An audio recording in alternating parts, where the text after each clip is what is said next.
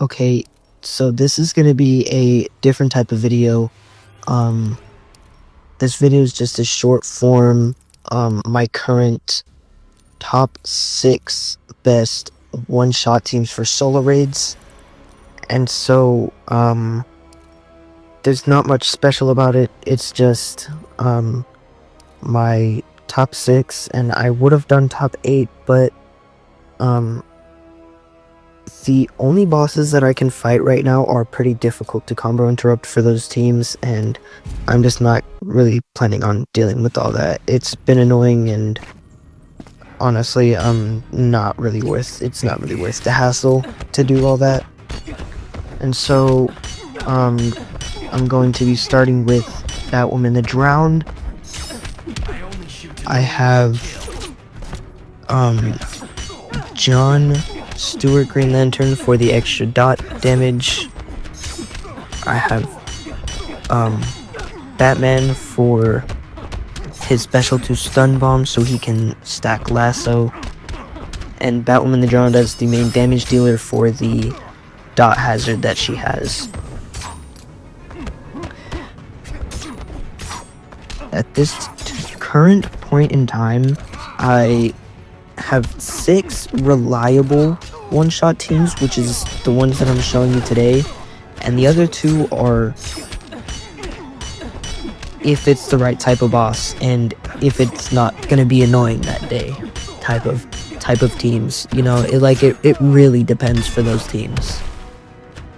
So I ended up deciding to just cut those other 2 teams out because they are not one-shotting yet. Honestly, I think I'm going to be upgrading my Peacemaker next, now that I have DC Universe Supergirl. But until then, you're just gonna have to suffer with my 3-star Peacemaker. When I upgrade my Peacemaker, I'm hoping to also unlock Ruler of Kondak Black Adam, in which I am planning on saving gems all the way up until Black Friday to get a lot of characters that day. I'm hoping to save up to around about 100,000 to 200,000 gems. Probably going to get a couple of Tapjoy offers and save from the game itself, but to be completely level with you, it's probably going to be 90% Tapjoy offers. This is just an average Batwoman the Drowned team. It's nothing too special, pretty easy one-shot. I did decide to go off of like worst to best as far as how easy it is for newer players to get these characters and to be able to one-shot with these characters. Now, I probably should have put Batwoman the Drowned and EPI towards the end, but for those 2 characters you do need lasso, and so I will say that it's not very reliable to tell newer players that they can just get all these artifacts quickly and be able to one-shot.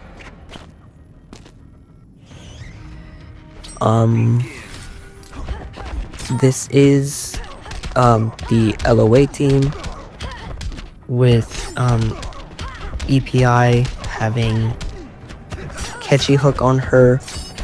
Jongleur is holding passive stats, and Heartbreaker Harley Quinn is holding the Lasso of Truth for incoming damage. And I'm really getting bored of this team, to be honest with you. I'm really looking forward to Black Friday because I want to unlock a bunch of characters, and I do I will over time spend money on gear packs in the special offers, because it's honestly a waste of gems to try and get them from the gear chests, for me at least. Now, one thing I do want to say is this team is still very good. It's not like it's bad or anything, it's just kind of high investment, and it's also a incoming damage crutch, and I also have a 1-star ascended EPI, and it's also, you gotta upgrade your EPI's gears, which is a lot of gear mats. I don't know. I just feel like it's not as worth it as some of the other teams. But all's well that ends well, you know? It's a very good team. It's never gonna be a bad team. I just wish it wasn't as costly to upgrade their gears. I think they should discount us for the gold gears, same as how they do with the talents.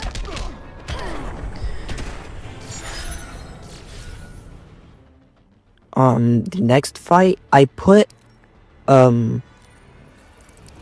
her towards the middle.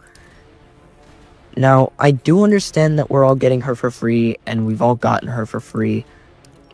The one problem is that she is sort of a hard character to learn.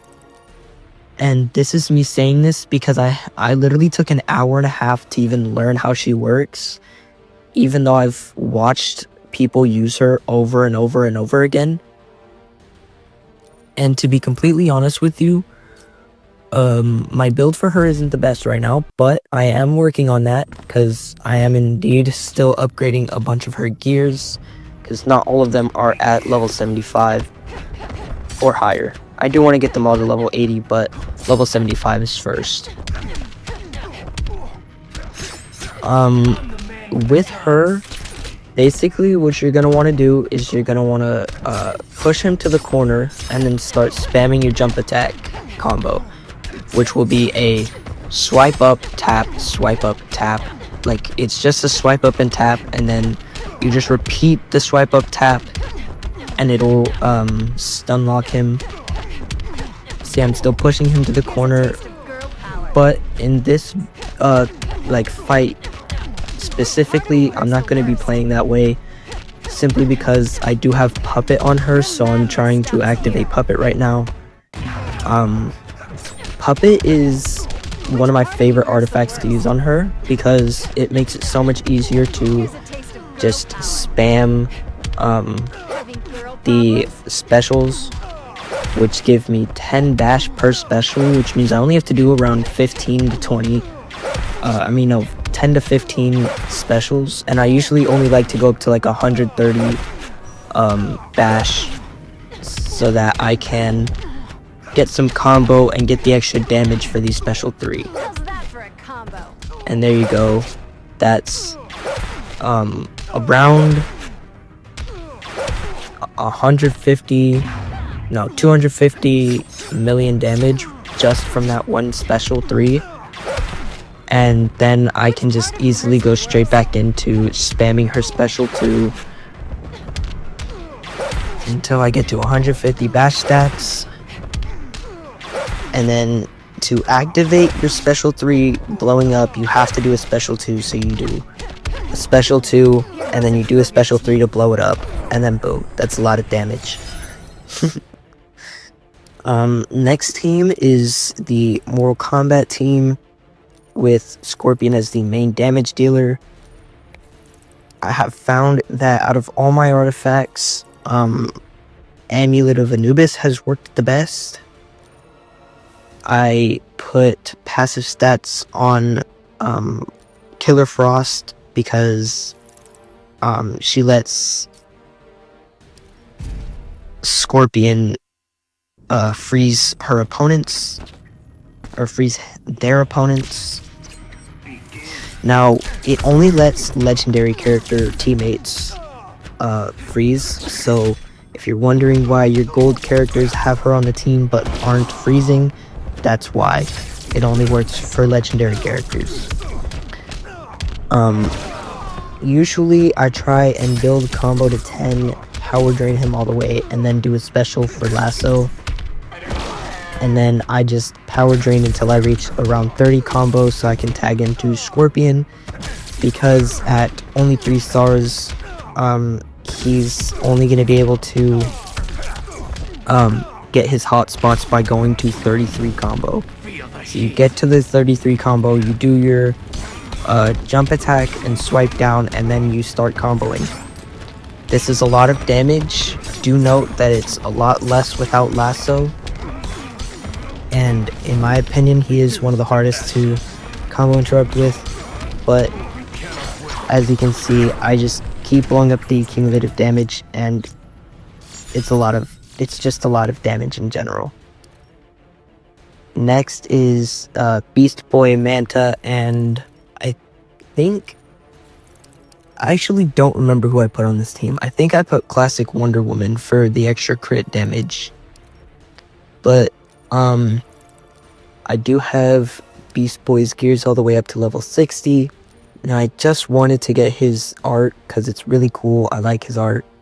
I don't really care too much about upgrading the character right now because he's already doing enough damage to one-shot, so I don't necessarily need to upgrade him. And of course, Black Manta is there because of the extra negative effect on opponents per special. So usually how I play Beast Boy is obviously with Puppet, but to activate Puppet, I always tag in a couple times to generate power, tag into Beast Boy, and I'm usually able to get Puppet off in one special. But something did end up going wrong, is that he specialed and deactivated my Puppet, and so I had to pretty much redo the whole thing. Now, that's not always going to happen. Sometimes you're able to just get Puppet off and start spamming like this. I was able to get Puppet off. He put blind from his special 1, and now he's just going to spam his special 3. I do have Lasso of Truth on Black Manta as well for the extra incoming damage, and passive stats on Classic Wonder Woman. I recently went through and deleted and redid all of my Solar Raid presets just to make it a bit cleaner. The one problem I have is that sometimes I'll forget to put passive stats on my characters before going into my actual pip. And that's a big no-no, because that means I don't win the pip, and that means that I have way less of a chance of completing raids before the end of the season. Which, I am 90% sure I'll be able to complete this raid one more time before the end of this season, because I have about 3 days left. For the last fight, it's going to be DC Universe Superman, who I just tried to build even better than I had before. Because he still had quite a few artifacts with health on it, which really isn't the best to put on him, and I wanted to get more attack, and I'm pretty sure I now have him at all of his other stats maxed and at 9,000 attack. I think that this match I put Sharp Tongue on him. Sharp Tongue is currently my best artifact for him until I get Farron Knife. And once I get Farron Knife, I'll probably make a new video, but that's gonna be a while from now. I have Classic Flash for the extra 2 fast attack hits, and I have Batman Ninja Gorilla Grodd for the extra like power generation with lethal. So when you lethal, it gives you power generation, and that synergizes very, very well with fast attack hits. I will say this wasn't the longest video, but it was just a simple little 6 one-shot teams and their builds. So if you want to build your characters like mine, you can go ahead and do that. Just follow the builds that I did in the beginning of the video, or at the beginning of each fight. So I hope y'all have a blessed evening, and I'll see y'all in the next one. Don't forget to like, subscribe, and peace out.